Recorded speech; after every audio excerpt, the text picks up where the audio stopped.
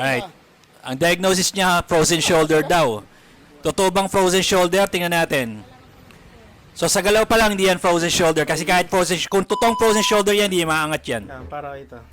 Kahit may alalay pa, hindi maangat. O yan. Nakikita niya sa klinik ko to, na ginagaya niya. Mali naman. Sige. Pababa. Sige.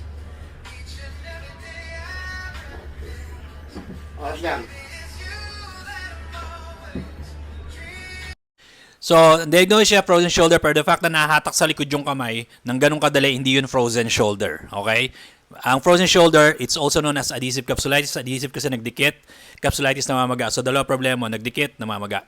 Hindi mo yan basta-basta mahatak sa likod kung totoong frozen shoulder yan. And in the person's case, hindi yan totoong frozen shoulder, misdiagnosed. Mali ang diagnosis ng hilot. Ano lang po yan, muscle testing yung ginawa natin. Kasi di alam ng muscles niya na hindi nag-activate. Inactivation ko lang.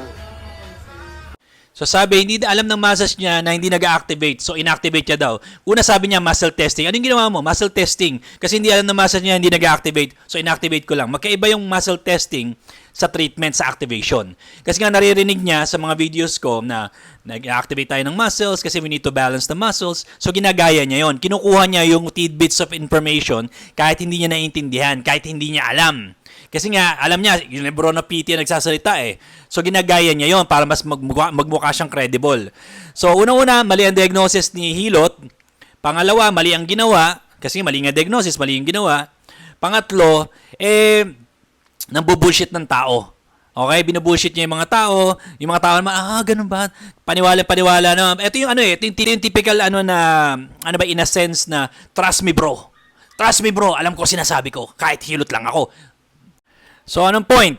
Come to our clinic. We are the only corrective therapy sa buong Pilipinas. Hindi gaya ng mga hilot palagatok na yan na nag-iimbento ng bubullshit ng tao.